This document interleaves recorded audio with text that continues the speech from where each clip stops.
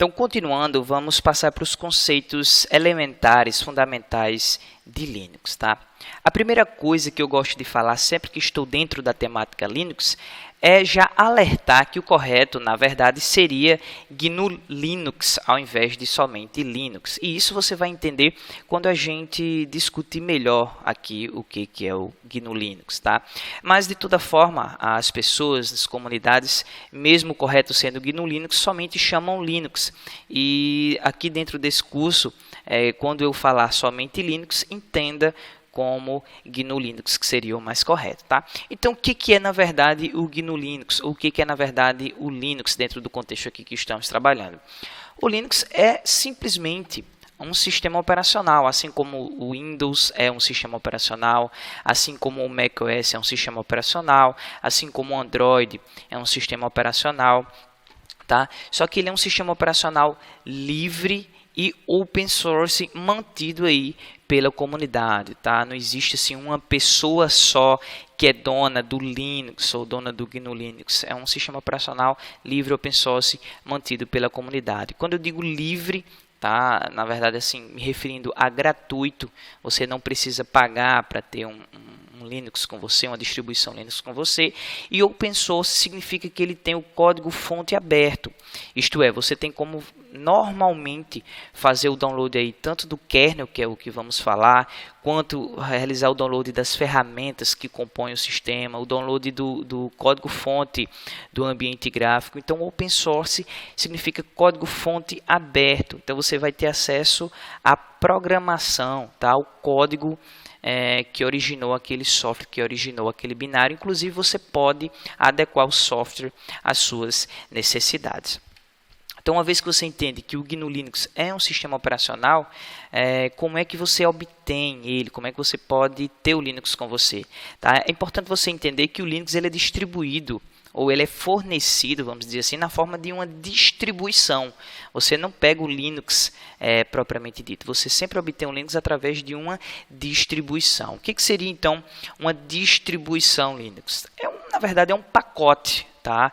É um pacote contendo um conjunto de coisas. E, dentre esse conjunto, nós podemos citar aqui o Linux. Tá? Propriamente dito, o Linux é uma das coisas que compõe essa distribuição, que é o GNU Linux, que é um sistema operacional. Por isso que não é correto a gente chamar o GNU Linux somente de Linux, porque o Linux em si é só uma porção desse sistema operacional, que é o núcleo do sistema.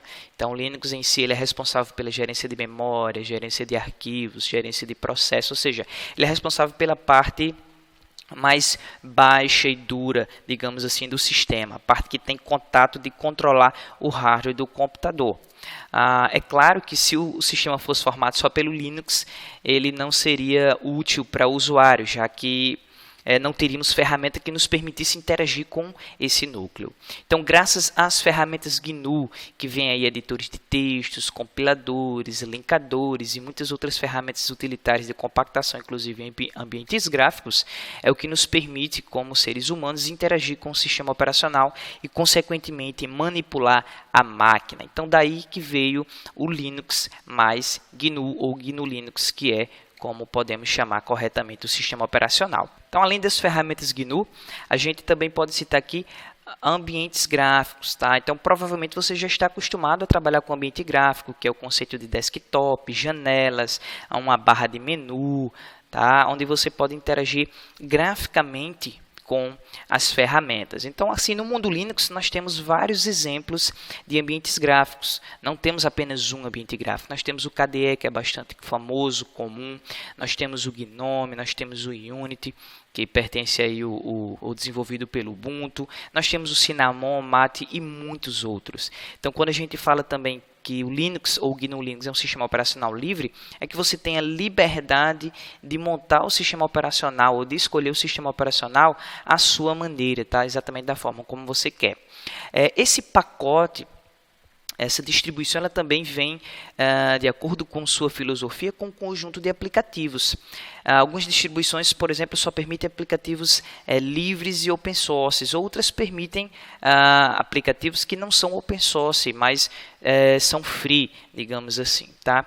Então, esses aplicativos aqui podem ser aplicativos de Office, podem ser aplicativos aí de edição de vídeo, edição de imagens, tocadores de vídeo, imagens e muitas outras coisas. O GNU Linux, ele já existe aí, nós já podemos ter vários aplicativos que são, digamos, pareados com aplicativos Windows, ok? Outra coisa bastante legal de distribuições Linux é que normalmente cada distribuição ela já vem com seu gerenciador de programas e pacotes. Vamos pensar no mundo Windows como é que funciona. Então, se você precisa de um novo programa no seu sistema operacional, você vai lá, por exemplo, no Baixa Aqui, no Super Downloads, ou pesquisa na internet o software, faz o download e você mesmo realiza a instalação no computador. No sistema operacional. Aqui no Linux, o conceito é levemente diferente, que considero muito superior.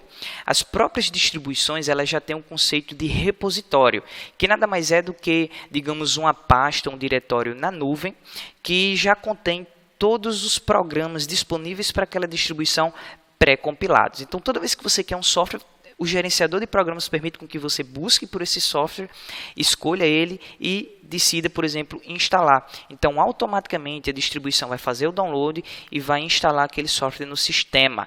Tudo controlado, tudo gerenciado por esse gerenciador de programas. Claro que, intuitivamente, a gente já vê uma série de vantagens aí, como, por exemplo, a não presença de vírus, já que está lá no repositório. Além disso, muitas outras coisas também a gente pode encontrar numa distribuição. Então, eu deixo aqui, quando a gente pega essa distribuição propriamente dita, que é esse pacote contendo tudo isso aqui, aí sim nós temos o sistema operacional propriamente dito, um sistema operacional que considero completo. Só de Linux não é sistema operacional, só o Linux não é. Só ferramentas GNU não é. Só um ambiente gráfico não é. Mas quando a gente tem todo esse conjunto aqui, a gente pode dizer que temos um sistema operacional.